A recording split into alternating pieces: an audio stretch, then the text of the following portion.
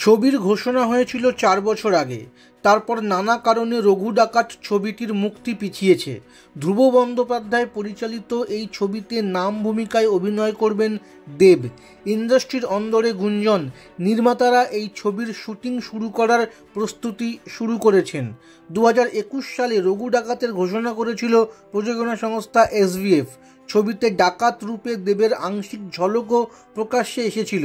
তারপর থেকে নির্মাতারা এই ছবির কাজ এগিয়ে নিয়ে গেলেও কখনো বাজেট, কখনো বা চিত্রনাট্যের কারণে ছবির শুটিং শুরু হয়নি। এই ছবি নিয়ে ধ্রুব বলেছিলেন, রঘু ডাকাতের থেকে বড় মাস ছবি আর কি হতে পারে। সেই জন্যেই তো ছবিটার প্রস্তুতিতে এতটা সময় নিচ্ছি। সূত্রের খবর, ধ্রুব এই ছবির চিত্রনাট্য লেখার কাজ শেষ করেছেন। শুটিংয়ের তারিখ নিয়েও দেবের সঙ্গে তার কথাবার্তা হয়েছে। এই মুহূর্তে টিম ছবির লোকেশন রেকিতে ব্যস্ত। রাজ্যের একাধিক জায়গায় ছবির শুটিং হওয়ার কথা, তবে এখনও সব জায়গা চূড়ান্ত হয়নি। মহারাষ্ট্রের বিভিন্ন অঞ্চলে নাকি ছবির কিছু দৃশ্যের শুটিং হওয়ার কথা। গত বছর নভেম্বর মাসে মুক্তি পায় ধ্রুব পরিচালিত ছবি বগল মামা যুগ যুগ জিও। ছবিটি নিয়ে দর্শকদের মধ্যে মিশ্র প্রতিক্রিয়া দেখা যায়।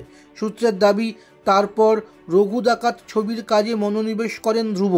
এই ছবিতে তিনি কোনো রকম খুঁত রাখতে চাইছেন না, যদিও নির্মাতারা এখনই ছবি সংক্রান্ত যাবতীয় তথ্য প্রকাশ্যে আনতে নারাজ।